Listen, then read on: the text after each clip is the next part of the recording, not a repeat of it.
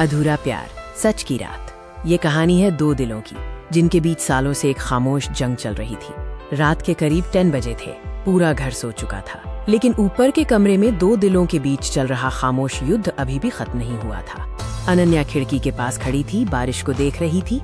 उसकी आंखों में आंसू थे और दिल में सालों की शिकायत। उसके दिल में वर्षों की नाराजगी थी। ये एक खामोश जंग थी जो उनके रिश्ते को खत्म कर चुकी थी। तभी कमरे का दरवाजा खुला। आर्यन अंदर आया। उसने अनन्या को देखा और धीमी आवाज में बोला, कब तक मुझसे भागती रहोगी? बिना उसकी तरफ देखे अनन्या ने जवाब दिया, जिस दिन तुमने मेरा विश्वास तोड़ा था उसी दिन सब खत्म हो गया था। अनन्या हंस पड़ी, लेकिन उस हंसी में दर्द था। एक गलती? तुम उसे गलती कहते हो? जिस दिन मुझे तुम्हारी एंगेजमेंट की तस्वीरें मिली, मेरी पूरी दुनिया बिखर गई थी। अब समय था उस सच के सामने आने का जो सालों से दफन था। आर्यन ने गहरी सांस ली। वो एंगेजमेंट कभी हुई ही नहीं थी। तुमने मेरी बात सुने बिना ही फैसला कर लिया। आर्यन कुछ देर खामोश रहा, फिर बोला, क्योंकि उसी रात मेरी माँ अस्पताल में थी। मैं जिंदगी और मौत के बीच फंसा हुआ था। अनन्या की आंखें फैल गईं। ये पहली बार था जब उसने ये सच सुना था। दोनों के बीच की दूरी एक गलतफहमी से पैदा हुई थी। आर्यन आगे बढ़ा, लेकिन दूरी बनाए रखी। मैं तुम्हें रोज कॉल करता रहा, तुम्हारा नंबर बंद था। मैं तुम्हारे घर गया, तुम शहर छोड़ चुकी थी।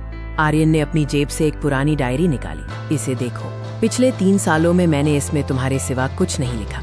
सच सामने आने पर दिलों की दूरियां मिटने लगी। अनन्या ने कांपते हाथों से डायरी खोली। हर पन्ने पर उसका नाम था, हर तारीख के साथ एक इंतजार, एक दर्द, एक अधूरी प्रेम कहानी।